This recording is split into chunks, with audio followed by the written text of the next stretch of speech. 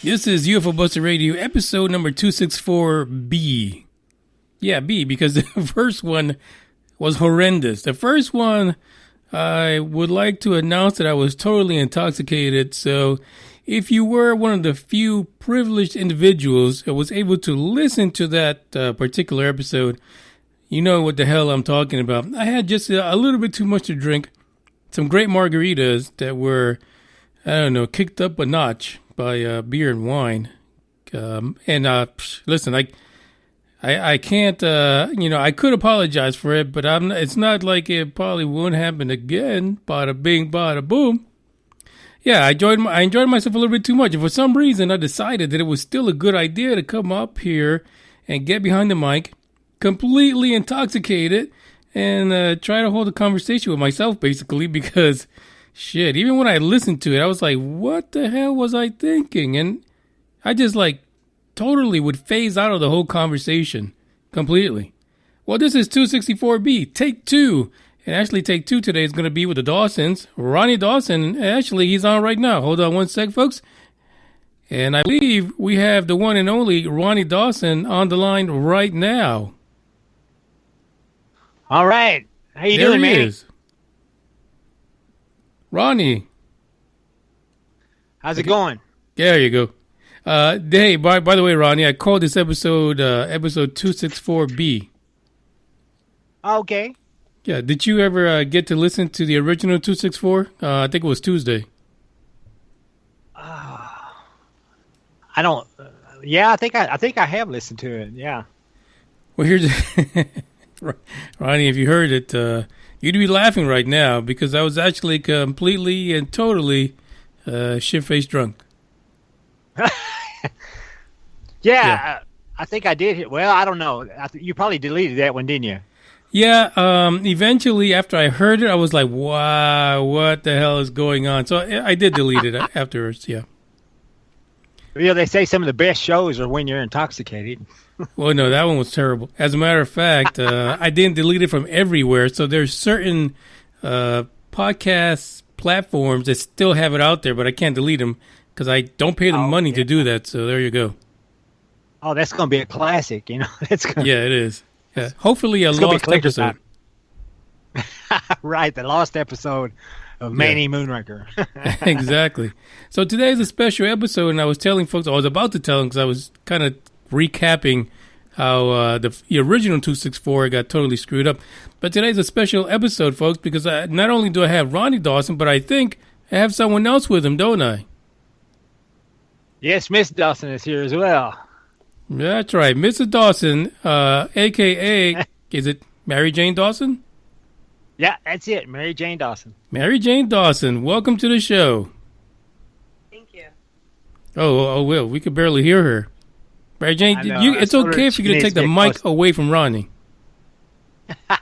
He's a mic hoarder. We're sharing the mic. So, recently we had this little situation here where I made a statement about Ronnie getting down over to Area 51 to Nevada for this alien fest that's going down in the tubes. But somebody said, nope, Ronnie's not going. Most certainly not. Well, I have a feeling that it was Mary Jane who actually went in there and talked Maddie out of doing it.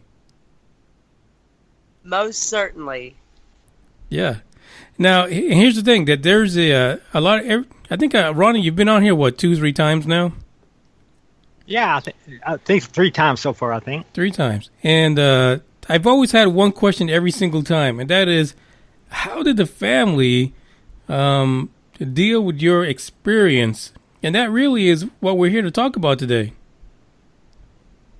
Yeah, a lot of people don't realize that when the experiencer has an experience, then we're kind of thrown into the position where I had an amazing experience, but still, if I don't go to work and pay the bills, they still shut off my electricity. So it's a terrible dilemma that most experiencers have to go through. It's like going back to normal life after experiencing something of that magnitude, and it is tough. It's like, you can't just stop living. You have to go on to the day-to-day, and then all of a sudden it's like your mind even tries to tell you don't believe what you actually seen because it's easier to exist that way. But the truth is always there eating away at you, like you know what happened. You were wide awake. You seen it. You heard it.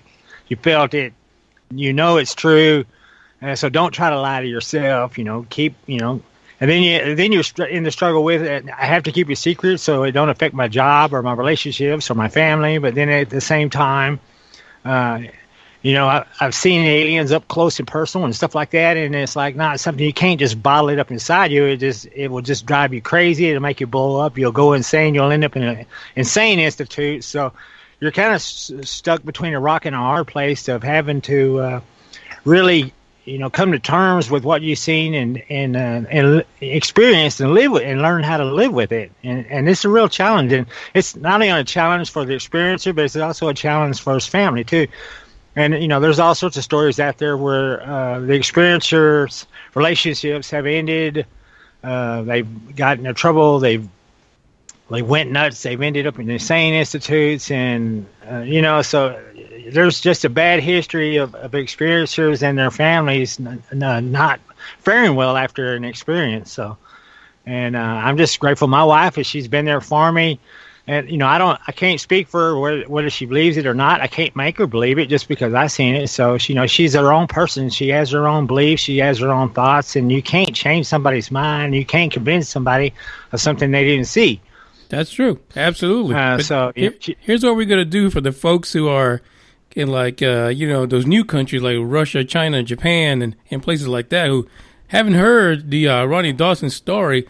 This is what I want to do. Ronnie, I want you to introduce to them, give them the year around the time that this happened, right? And then we're just going to get a quick synopsis of the first incident, what happened. But then I want Mary Jane to tell us how she felt or what her experience like when you first told her about basically the incident, right? And I think that's how we're going to start this because we just want to hear Mary Jane just let us know. How did it feel from her perspective? Yeah, I'll give a quick synopsis of what happened to me. It's like I work in the Texas oil fields most of my life. I really haven't seen that much, and I work in the oil field at night, and I really hadn't seen anything in over 25 years of working. And then all of a sudden, I got woke up in 2009, and we started seeing lights moving across the trees. And we kept seeing them every time I'd go out there working at nights. There wasn't any explanation for them using common logic and common thinking, that could tell you what this stuff was. And so that finally when I seen a cow getting abducted from a field, and I realized that, these guys were probably not from around here, and this is probably a UFO from another planet or something like that. And so I had to come to terms real quick with that. What I've been seeing is certainly UFOs. It's not military helicopters, anything like that. So, I kept seeing this stuff when I was going out there at night, and then I kept seeing then I started seeing some craft, and then I wanted to do an experiment on the craft. We did an experiment on craft. We shot a laser at it, and tried to record it on film. We didn't manage to do that, but the next night it's almost like they invaded my house over here. And they held me hostage in my bed while they run amok around my house. And I couldn't get any of that on film, but I certainly experienced it and seen them running around. I was within 10 feet of a little 18-inch alien that had a humanoid face and a exoskeleton shell like some kind of insect. And he had thorns on it, and he was running around the house. And I seen him run across a vertical wall. And they pretty much had a home invasion here.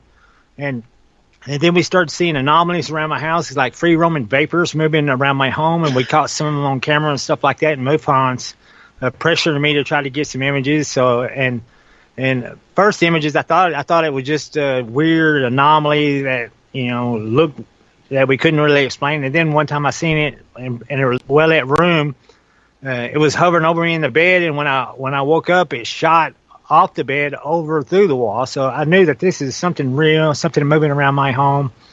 And then about August 2017, the ET came and visited me. They pulled my living spirit or my life force or whatever you want to call it out of my sleeping body for a conversation. And while we were there having a conversation about how they come to find us and how they watch us from this place, that's it's almost like an astral realm where they can see and hear us, and they can move around amongst us, and we can't see them, we can't hear them, but they can see and hear us perfectly. So, and they've been watching us from here, and this is where they want to.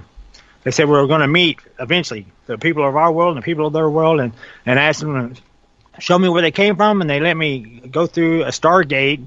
I ended up floating in outer space in some strange universe just off of their planet, and I could see their solar system. I could see a black hole really close in the sky, and I've seen all this stuff for probably about a minute and a half, and then they pulled me back in. We finished our conversation. When it come time to leave, they had me leap onto my sleeping body, and it felt like I fell 10 feet. And when I woke up, the light in the room was identical to when we were having the conversation. And my wife had walked to the bedroom a couple times, and I seen her dressed the same way she was dressed when all that happened.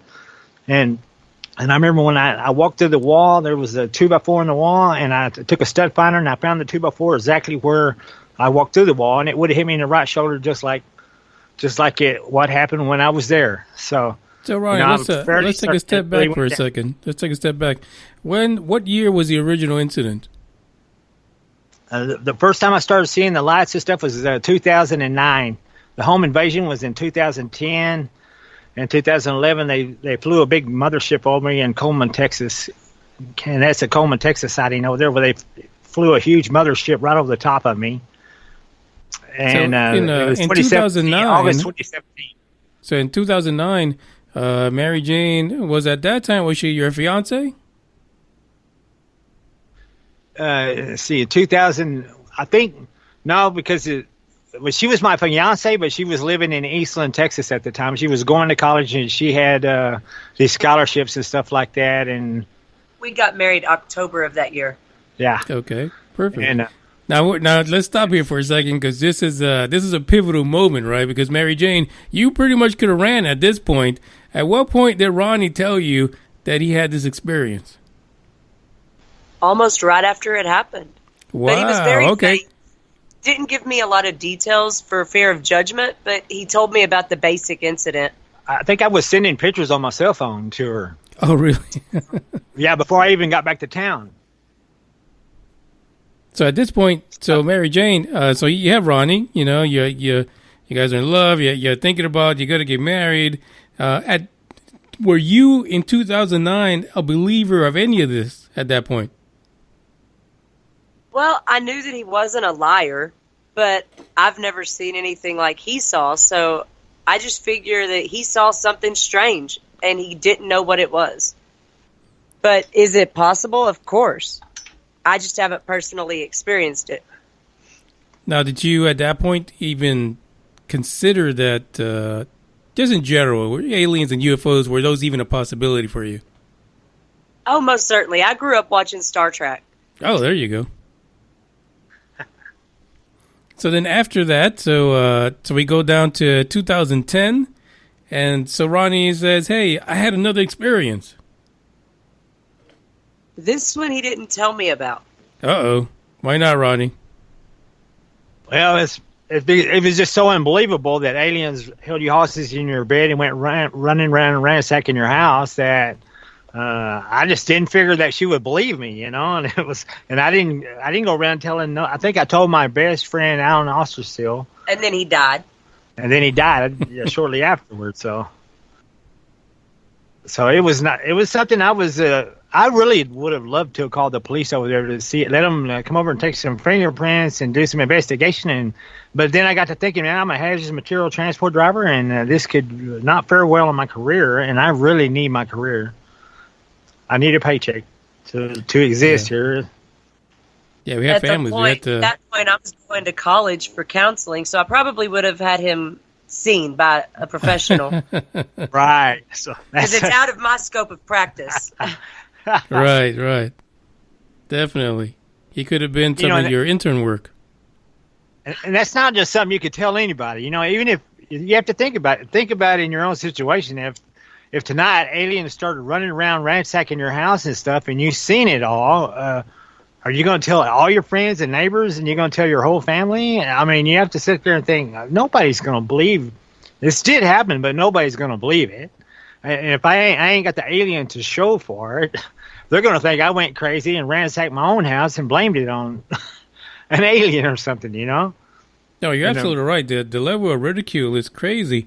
But then sometimes there are people who just devote their entire lives into, sharing what their experience was. And I don't know. I think sometimes people just look away when that happens. But some of them, they make a life living out of it for some strange reason. I don't really get it. So, Ronnie, you were always in the beginning afraid of this ridicule thing. How did you let the rest of the family know that this is what it is, and this is what's happening to me, and this is what I'm living through? At some point, I had to come clean with them. And but besides that, I was doing all this UFO stuff all the time, and they want, of course, they want to know why are you so into this stuff, and so I was like, I wish I could just show it to you, and I wish I could, and the MUFON was wanting to see some stuff, so MUFON was pressuring me to get some pictures, and I was trying to get some pictures. I went out and bought the best camera I could afford, carried it with me all the time, and eventually it did pay off. But there for a long time, it was like I'd see a UFO craft out there in the oil field at 12 o'clock at night, and I would pull the camera out to get a picture of it, and then before my camera could even, it was like they were watching me just like I was watching them. And as soon as I reached for my electronic device, man, that thing would just blink out. And I even got to the point where I would act like I wasn't like I hadn't even seen them. And then I would grab the thing and try to surprise them. And I came close to getting a picture using that technique, but not close enough to catch anything.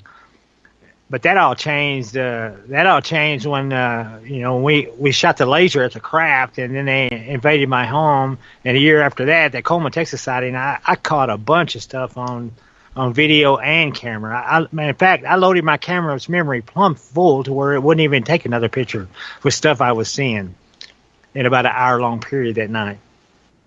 Yeah, I've seen a lot of the pictures that you have posted up, and especially those videos that you have when you're presenting some of the pictures.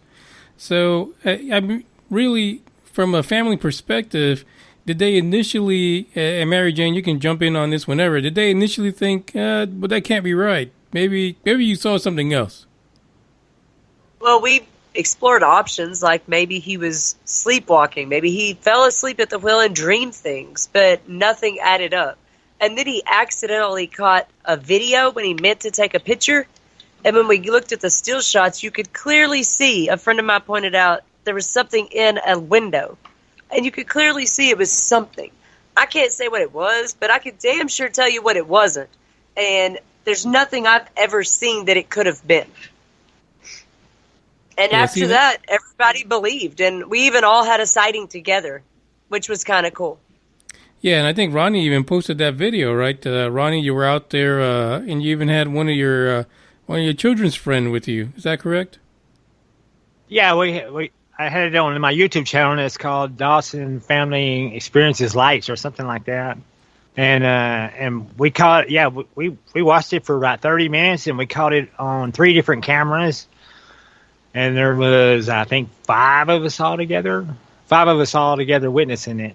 That wasn't the first ones I saw. The first ones I saw were at Jim Marlin's house. Oh, Jim Marlin. How's he doing? Haven't heard from him in a while.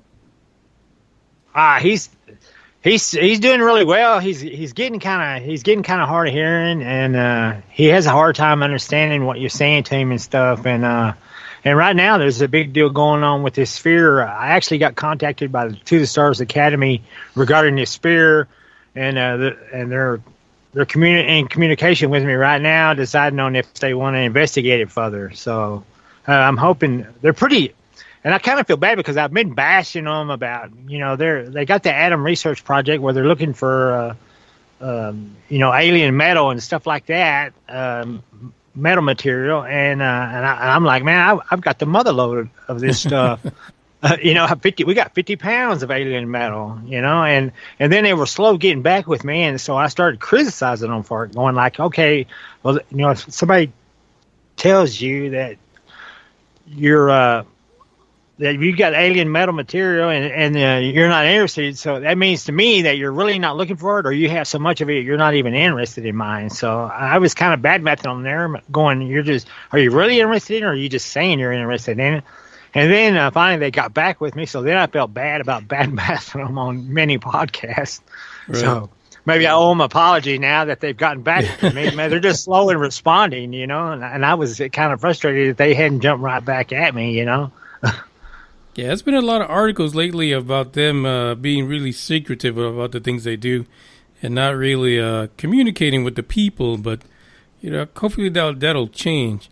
So here's a question in general, because the family accepts it. They had some experiences together. But Ranger, Texas is a pretty small town. Do you ever get any flack from the town? Actually, this year they're doing a pep rally that is alienate theme. So all the cheerleaders are trying to try to get Ronnie to come up there and do all sorts of cool alien decorations. They really embrace it. It's my kind of town, Ronnie. What's going on? You've turned the whole town. Well, there is that faction here that thinks I'm plumb nuts. You know, so there's those guys too, you know. Right. Right, because you did deal with some woman that was kind of hatefully stalking you on the internet, just criticizing you every way she can. Oh yeah, I've had my trolls for sure, my internet trolls, and you know the thing was that on my YouTube channel, you could go there any time of the day or night and say something, and they would just automatically jump in there and say he's nuts, he's crazy, he's lying, he's doing it for attention.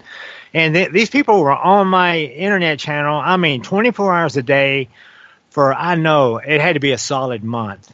And I was getting about 50,000 views a month to my YouTube channel. And these guys, and I knew that, you know, it's not just somebody who really hates you, it's somebody who's really committed to going on there and trying to shut it down, trying to tell anybody who's interested in you not to be interested in him because he's lying, he's faking, right.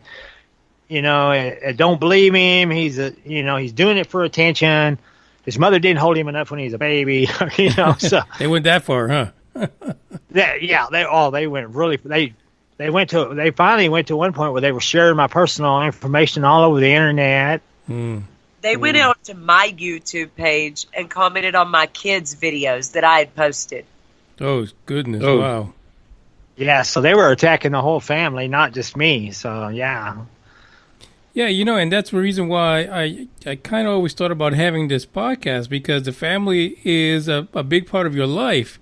You know, you have this experience that kind of takes over things a little bit, but behind you, the majority of your life is your family. And so they kind of get impacted by this kind of stuff. And they kind of feel it, too, in a way, whether or not it be from the town you live in, other relatives that are not so close to you to hear about it and things like that. So I think it's a good conversation to have with you guys just to see, because, like I said, Ronnie's been on here a few times, but we never hear the other perspective from the family side.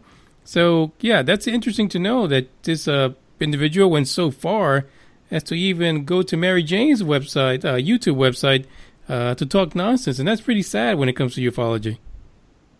Yeah, it was ridiculous. Yeah, it's just terrible. At one point, Manny, they were going to try to shut down my YouTube channel, and if I would have been a resident of the state of California, they probably would have done it. But they were actually seeking legal. They were going to shut down my YouTube channel legally. But I'm not a resident in California, and they couldn't do anything. California law doesn't apply to Texas, so they couldn't do anything. But they were certainly trying to do it, you know. And it makes you wonder why they were putting forth that kind of an effort, because they know that I got a real deal sighting with some real deal actual footage, and I had it out there for the whole world to see. And somebody somewhere didn't like that, and they hired a bunch of college kids or somebody to get on there and troll it and try to shut it down, try to throw a monkey wrench into the fan work or whatever to slow this thing down. They didn't like the way it was progressing. So here's a question for both of you, and either one of you can answer this. So it's been 10 years, pretty much, you know, give or take a few months since the actual incident, the very first one. And we've had so many things come out in the last 3 years. I guess for you first, Ronnie, do you feel like a lot of the stuff that's come out in the news recently with the government, Two Stars Academy, Deuce Bigelow, the Space Gigolo, all those guys, do you think that kind of vindicates your experience? Yeah, you know, I'm happy to see anything come out because I know I got disclosure when the aliens flew a spaceship over my head. I got disclosure when they held me down hostage in my house and run amok. I got disclosure the way that most people will never have it.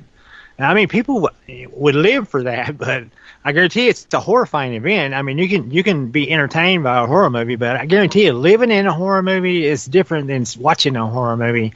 Right. I've been through some horrific experiences. My knees were shaking so bad, man, I could barely even pull off a walk. I was so scared at times, and during the Coleman, Texas sighting, I had a bad feeling that I was fixing to be going away and just be turned up missing completely. And when they finally left, man, I rejoiced because I was still here on Earth, and instead of going away in their ship.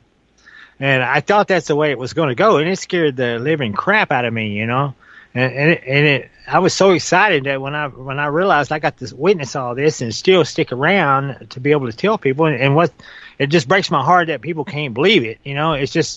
It's just too amazing to believe, really. It's just, I understand, I sat there and witnessed it, and I have a hard time believing it.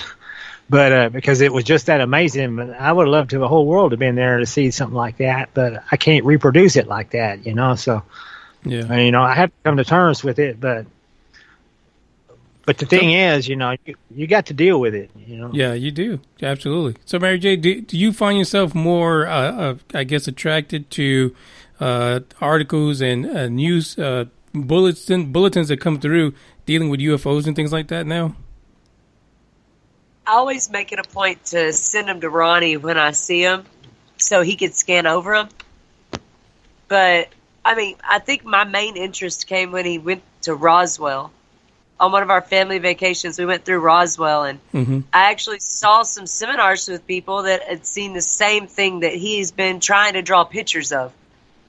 He's no artist, but you could tell he's drawing the same thing that these other kids have drawn that are like 5 years old. Like, how in the world is that even possible? See, that's amazing. And that is amazing that you're kind of already got a glimpse of it through Ronnie's eyes, but then when you see everyone else, kind of confirming, the fact that Ronnie did have that experience, I could see that would be an amazing experience. Just for me. Especially if I had an experience to be able to share that with people. And it's hard to say like-minded because they really just share an experience from thousands of miles away. And I think that's important for this topic. Like they saw the same things. Exactly. Yeah. And that is simply impossible. I'm a highly educated individual, and that is impossible to be simply like ironic. There has to be something there. So when you say that, I'm assuming you're talking about it in psychology. So there's no way, in your perspective, that this could be some kind of programmed shared experience that happened because folks were, exposed to aliens through cartoons. Oh, no way. And why I've never experienced anything while he's experienced all of these things is beyond baffling to me. Now, so the experiences themselves really happened. Did any of them happen when you guys finally were married and living together?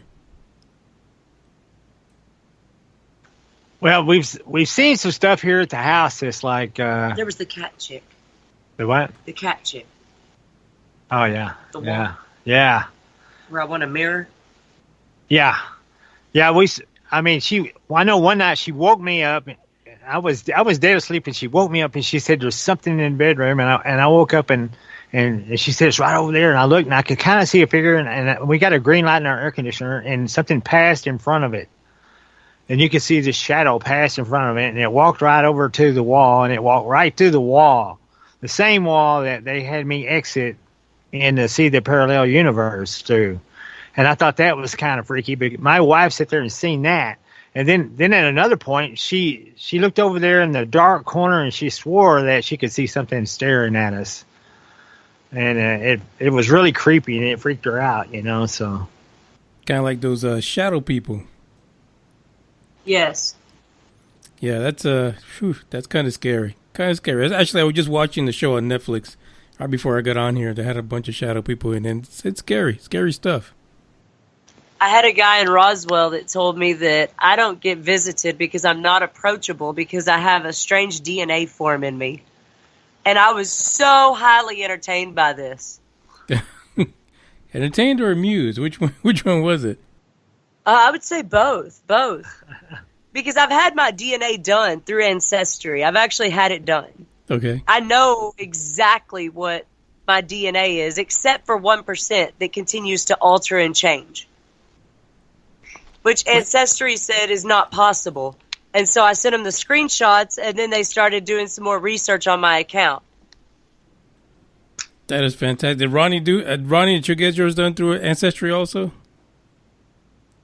Yeah, she did mine too. So yeah, they traced me all the way back to, I think, England. Yeah, French. Yeah, the French. Oui. So listen. So right now, the thing that I'm getting and I'm picturing in my head when I'm talking to the both of you, because I go, Mary Jane, you're that aspect of Ronnie that we really weren't getting in the other interviews. But you guys sound like right now you could be the dream team of ufology experiencers. Have you ever thought about grabbing Ronnie and going on the road and doing some of these shows or events where they have people to speak about their experiences? Most certainly. We've talked about it. We've just not made like the Phoenix, Arizona one. We were going to try to make that this year, and we just couldn't quite pull it off. Now, you guys know there's one in McAllen that's pretty big. But it's more like Edinburgh, actually. You know, South Texas is really ugly, right?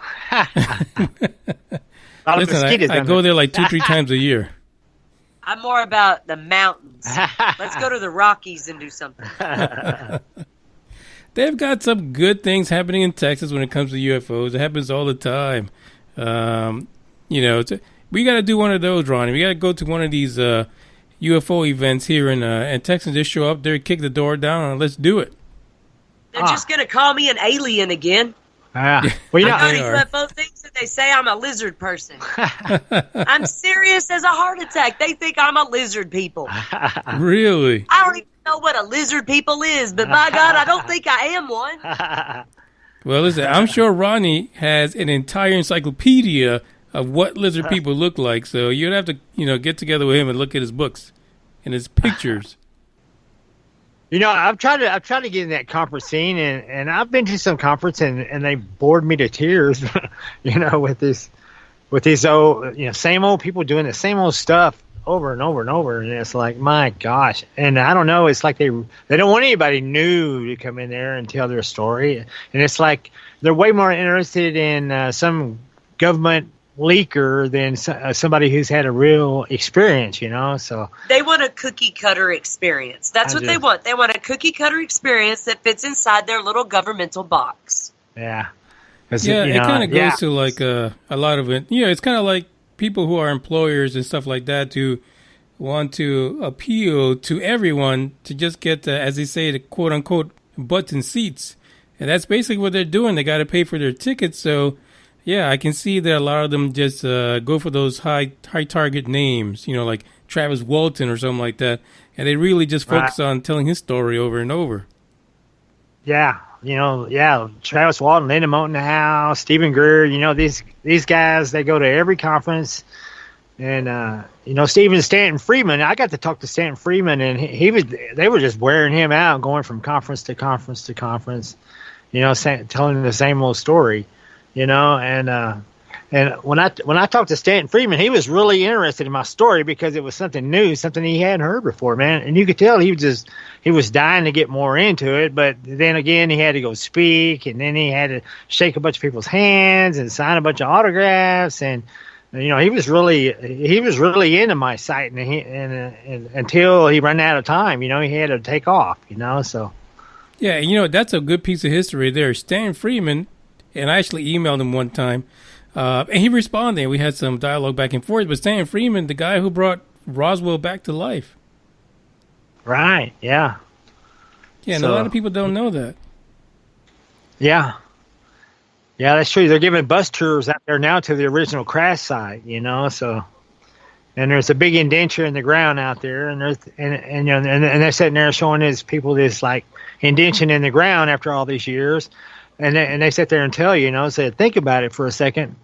Think how fast was that weather balloon traveling when it hit that ground, and you can say, okay, there's no weather balloon ever hit the ground that hard in history, Yeah, totally. To dig up dirt hard. Project Mogul, the fake bodies being dropped from the sky. I don't know what it was, but it wasn't a weather balloon. Yeah.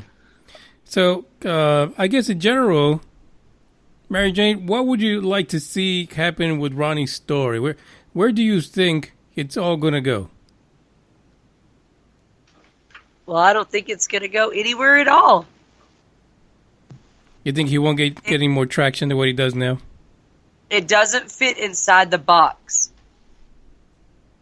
He's not going to say what they want him to say when they want him to say it. And so, no, it's not going to get as big as he would like. Yeah, we've often talked about that, me, myself, Big O. Actually, we talk about Ronnie. And actually, one of my coworkers loves listening to Ronnie when he comes on the podcast. But it's one of those things where, how do you take someone who really has, Ronnie's done a lot of work to try to promote the experience that he's had, and it just, for some reason, just won't take traction. How do we, people who are interested in his story, kind of push it forward? And, I've had a lot of conversation, believe it or not, Ronnie, so if your ears have been ringing while you're driving your truck, it's probably me. How do you get that story forward? And it's tricky when it comes to ufology, but it really feels like right now it is the time where things are heightened about these kind of experiences where Ronnie can really get a story out. The trick is how. Well, I tell you, everybody's going to be calling him. Calling him left and right when something fucking shows up above their house. Right. They're going to be calling him like Will Smith in Men in Black. Where's Ronnie Dawson? He's the alien guy. But until they can see something substantial, they're just not going to believe it. And he's shown them pictures. He's shown videos. They're not doctored. They've been tested. They just don't want to believe it. It's just too amazing to believe, But the thing is, and they keep trying to write it off. Oh, the footage is just so bad that you can't tell. I was like, now the footage is not great. The footage is looks like it's supposed to look. Taken with a cell phone at night of a moving object. There's no doubt the pictures look just like they're supposed to look.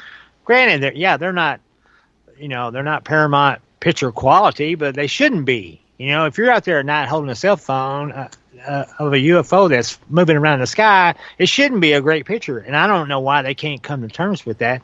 And I can see what's on them pictures. And not only did that, I seen it with my naked eyes, and then I recorded it. They act like I took the footage and then dreamed up some UFO story, and that's certainly not the case. The case is I seen the UFO with my own two eyes, and then I recorded some video footage of it. And then from that video footage of it, we've ascertained that nothing on this thing looks like it was ever touched by human hand.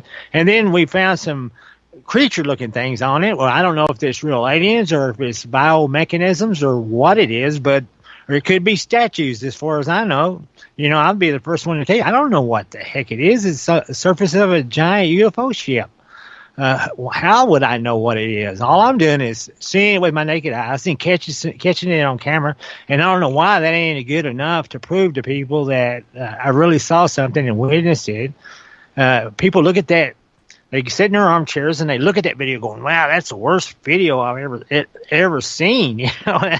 And it's like, what do you want it to be? If it was perfectly clear and you could see it clear as day, then it's fake. It's CGI. It's not going to be real. Well, it was an accidental video. He was trying to get a good photo, and he didn't realize he hit the record button, and it recorded a video clip. So if you go back to the original footage that's not been altered or slowed down or taken photos of, and pause it and go frame by frame yourself and zoom in yourself, you can clearly see what everybody else sees. Yeah, Hey, the Ronnie, memory. that, I was already getting memory. I was already getting memory warnings. I had no idea that the camera was even capable of catching a video clip at that point. So I thought I was taking a picture of the craft, and it was actually stuck on video, and it filled the rest of my memory up, and then it shut off. but that original video you said never really made it to like your YouTube channel, correct? No, I posted it on my YouTube channel, and in fact, I posted that thing. I think it was like a month after I actually took the footage, and it's still on there. It's just called UFO, and it has like 3,000 views. It's a very short clip. And didn't have the software to to put it up on the YouTube because it was this weird VGA format or something like that where I couldn't upload it. So the best I could do was I played it on my monitor and recorded it with the camera. So I was actually playing it on the monitor and recording what I had captured. And of course that frustrated the researchers off. They're going, "Oh, he's lying, man. He's trying to keep us from the truth." I'm like, "No, I'm not trying to keep you from the truth. I'm just trying to show you what I captured, in the only way that I could at that time. There was no trickery going on there." And people have analyzed that footage, man. They told me, what camera I used to take it, what software I uploaded it to, how many degrees I brightened it. They told me everything. If I'd have faked anything on that thing, they'd have called me out years and years ago. Some very smart people. What's fascinating is that when we were listening to your story, that back in the day of J. Allen Hynek, his take on the ufology thing is that you had to have people who were credible, who had experience in spotting things like this, and could actually technically identify what they're seeing. But now we saw recently, you had your experience in 2009. We had the whole thing that got disclosed a few years ago, the whole Tic Tac and the gimbal videos.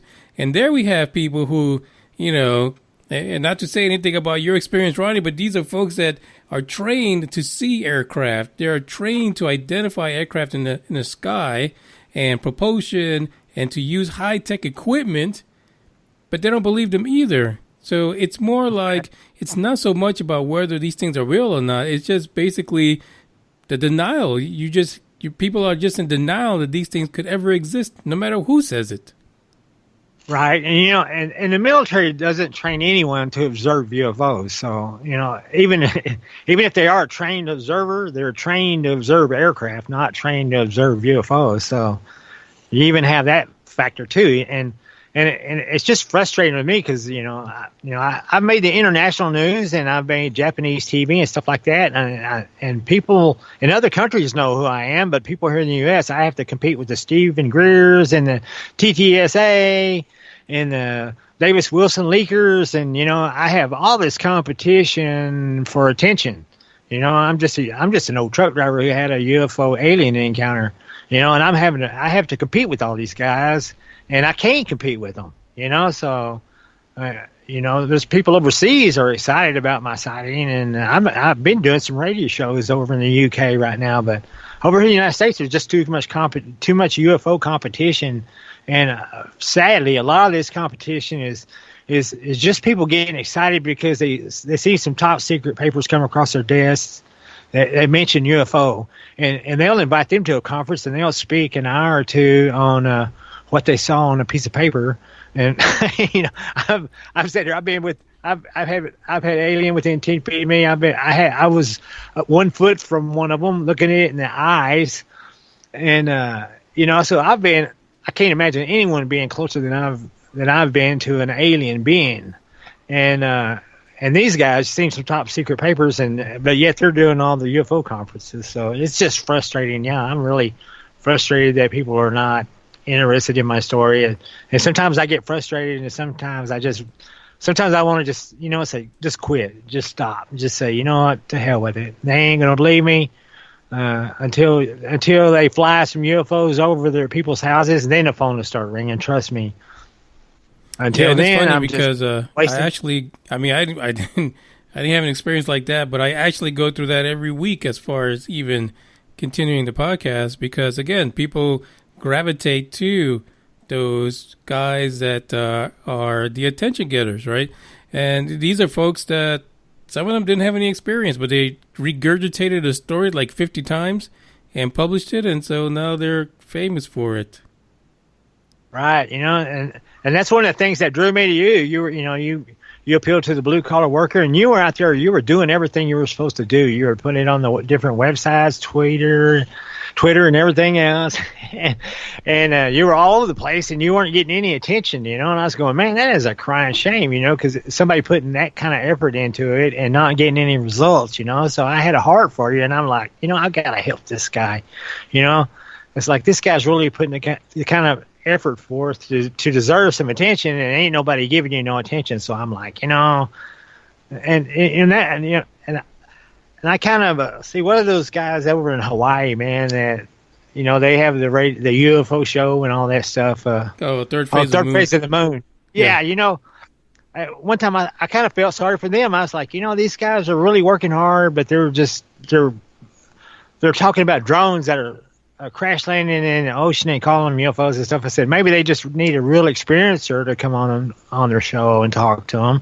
So I even did a show with them, I thought these guys just need somebody who had a real experience and to instead of some guys that are just lying to them. So I even tried to help them out and do a show for them,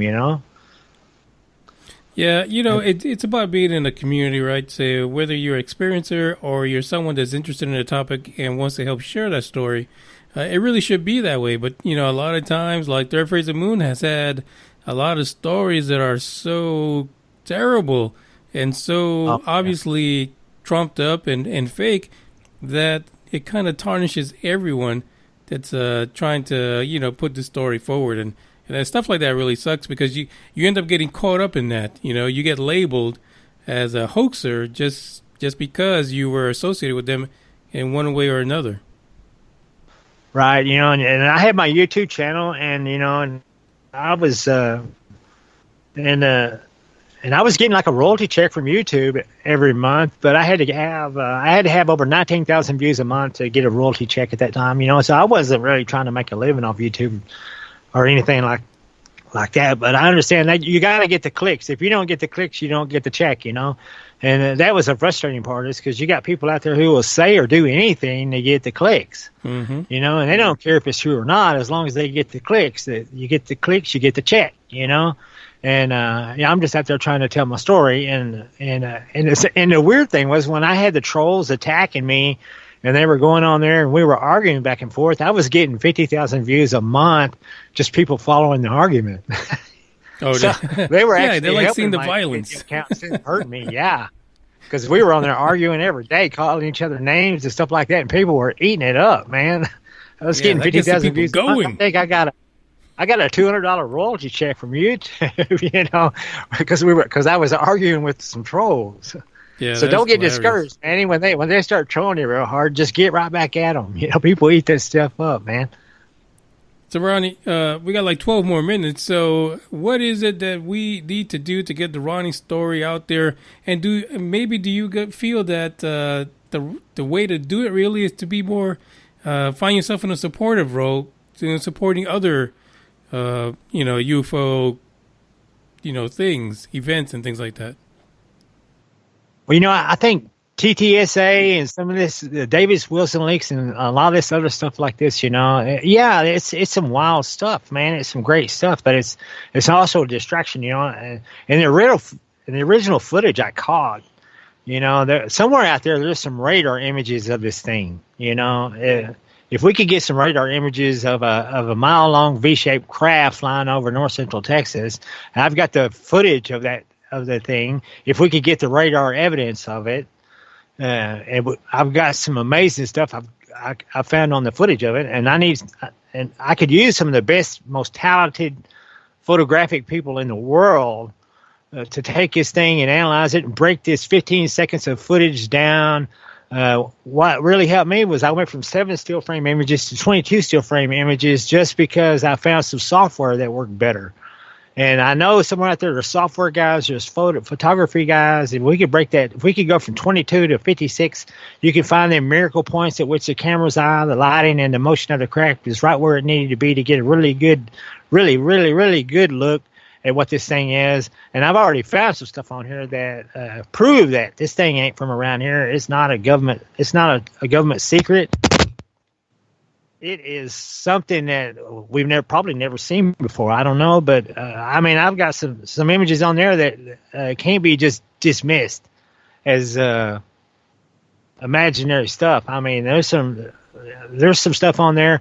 That one creature that I've captured on there, it's about 40 feet tall, filmed from a mile away, and I showed it to a zoologist, and the zoologist said there's nothing like that on this planet that I'm aware of. So that has to mean something to somebody. So, Ron, you actually do a lot of podcasts. Like, I'm always seeing you putting out there, you're going to be on this podcast, and sometimes at the wee early hours of the morning.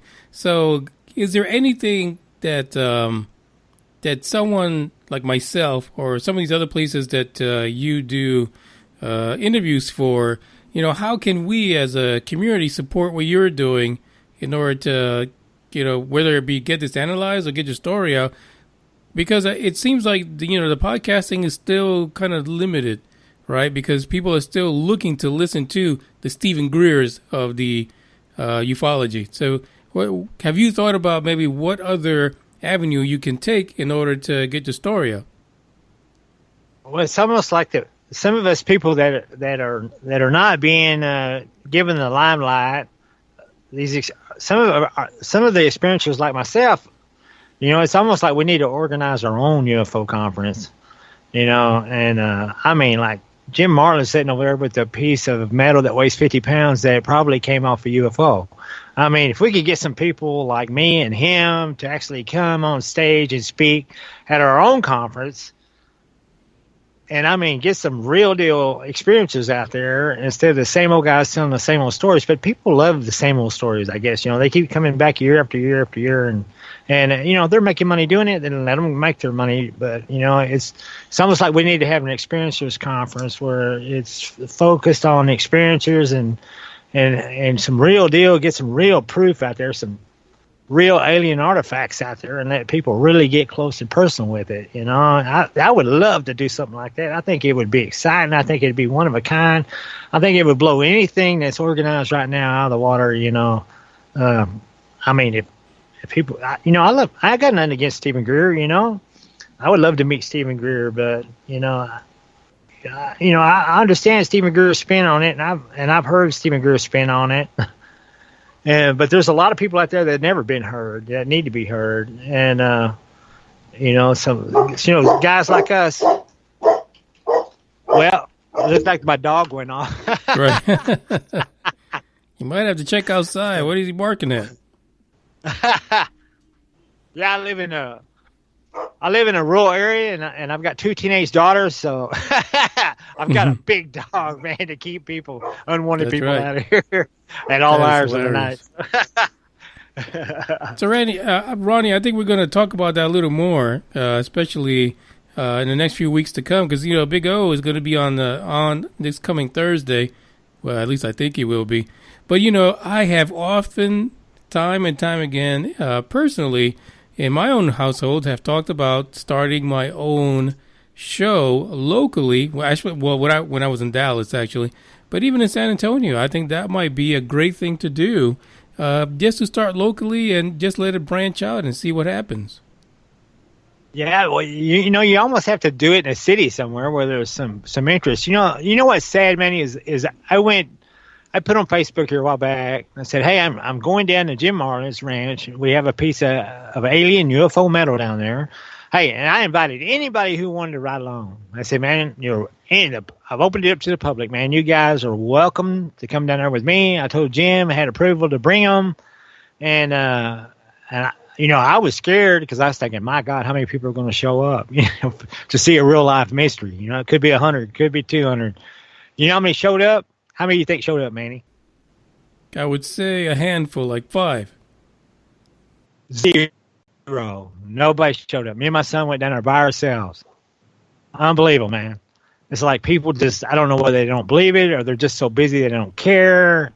And I was just shocked that nobody showed up. I went down here where we're supposed to meet all these people and lead them down. Nobody was there. Nobody, man. And that's the sad thing about ufology. Everybody wants to sit there and watch it on their TV and stuff and kick their feet up. But nobody wants to drive 80 miles to see a real piece of a UFO, you know?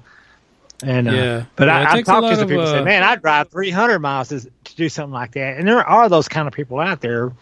But unfortunately, it's, you know, man, it's just weird out there. You know, the military is showing people of UFOs that our jets have caught. And you can go in the store and talk about it, and nobody knows what you're talking about. Like, okay, you didn't see it in the New York. Oh, we don't read the New York Times. We don't watch the news. People don't even know that what, you know, they don't even know about the Tic Tac or the Go Fast footage. I mean, they don't know.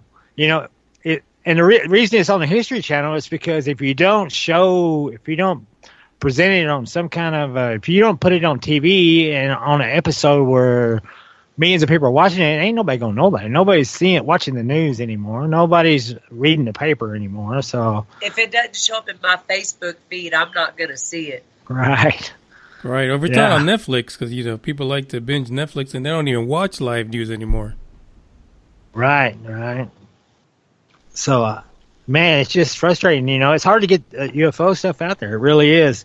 And then there's those people, they just think you're nuts anyway. And it's like, I've got a lot of people that at my job have heard, you know, and they've seen my name in the,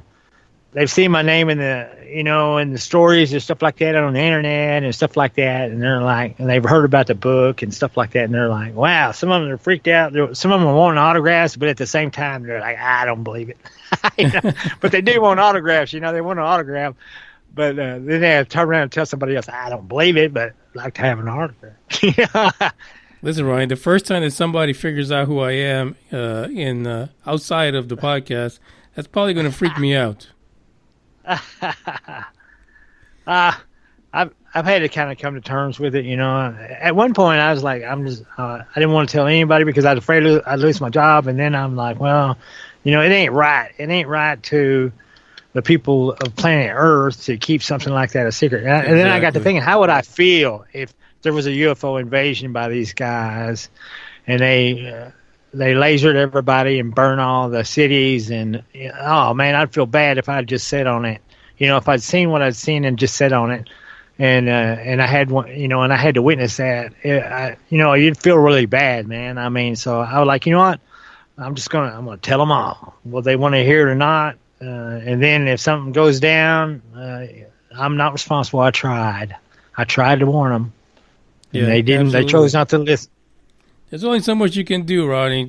You can't convince everyone, but at least you've been able to capture a few people to support your story and understand that it is unusual and it is not something that everyone's going to experience.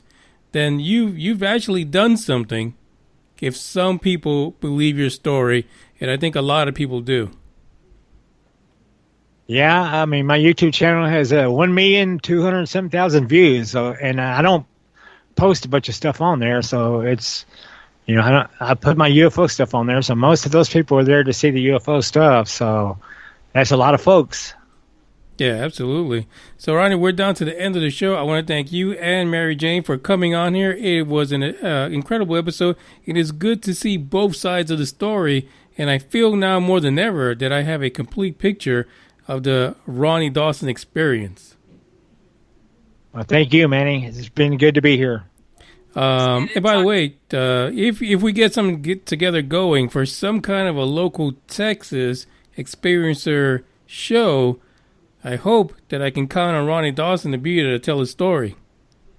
You know it, Manny. I can show him some pictures, and I can stand up there, and I can blow some people away. I guarantee you. Absolutely. Well, guys, I thank you for joining us. It's been a great show, and the next time we have you on, I'm hoping that we'll have something to share about stuff that we're going to plan together. Like I said, Big O's going to be here on Thursday. So, you know, we'll get to thinking on this because what you're saying, I've been saying that for about 6 months now, that we got to take these shows and conferences away from the big names and bring it back to the local people. I agree, Manny. Thank you. And Big O, me and Big O do the same thing for a living now. So exactly. It'd be good to hook up with him one of these days and chat. Have you about seen the his old- videos on Facebook? No, I haven't. No. Oh, I need yeah. to check that. Yeah, Facebook and Instagram. He's always send showing me a videos link. of his driving. That'd be scary. That sounds scary, but it'd Yeah. be fun to watch.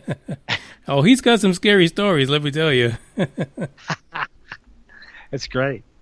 Well, thank you all for joining. This is UFO Buster Radio 264B, the second take. Ronnie Dawson, the Dawson. Checking out. And I thank you for joining. And it's time to say ciao, people.